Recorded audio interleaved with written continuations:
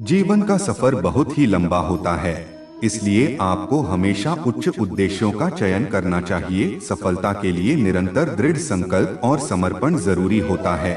यदि आप यह दोनों विशेषताओं से वंचित हैं, तो आप कभी सफल नहीं होंगे। इस वीडियो में हम आपको कुछ ऐसे ही कहानी बताने जा रहे हैं, तो वीडियो शुरू होने से पहले ही वीडियो को लाइक और चैनल को सब्सक्राइब कर दीजिए। जो अधर्म के रास्ते पर नहीं चलता, उसका विजय उसी के साथ होती है जो सत्य के रास्ते पर चलता है।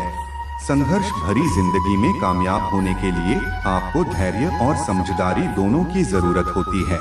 जीवन के मुश्किल पलों में आपको अपने लक्ष्य को याद रखना चाहिए, इससे आपको संघर्ष करने की शक्ति मिलेगी। अपने लक्ष्य के लिए संघर्ष करने के लिए आपको स्थिर होना होगा, इसलिए आपको धैर्य और सहनशीलता से संघर्ष करना होगा। संघर्ष के समय में निराश न हो, क्योंकि निराश होने से आपकी समस्याएं बढ़ सकती हैं।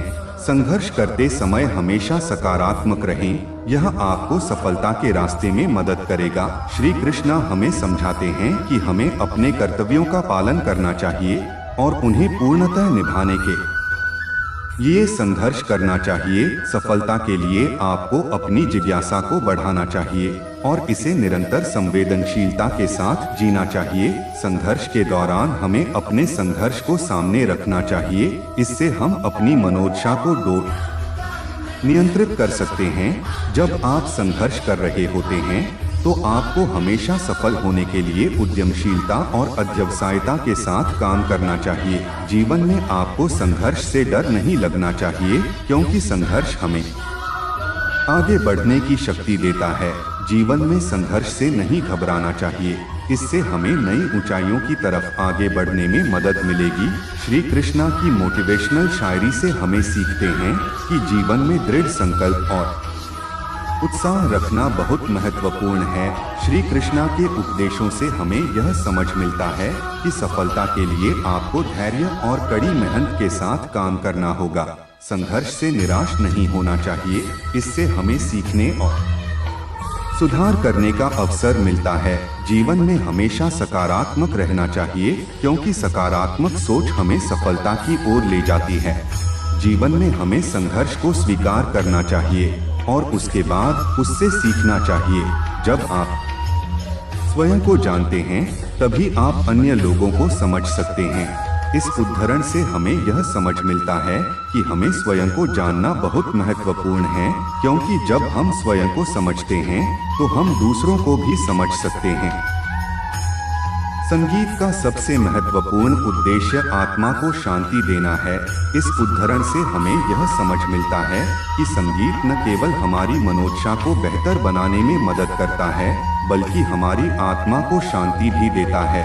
जो व्यक्ति सभी से प्रेम करता है, वह भगवान का समान होता है। इस उदाहरण से हमें यह समझ मिलता है कि हमें सभी मनुष्यों से प्यार करना चाहिए और यही हमें भगवान के समान बनाता है। जब तक आपके मन में नफरत होती है, तब तक आप खुद को कभी भी शांति नहीं दे पाएंगे। इस उदाहरण से हमें यह समझ मिलता है कि हमें नफरत को दूर करने की आवश्यकता होती है, क्योंकि नफरत हमारी आत्मा को शांति नहीं दे पाती है। जीवन की सबसे बड़ी समस्या है हम खुद को समझ नहीं पाते।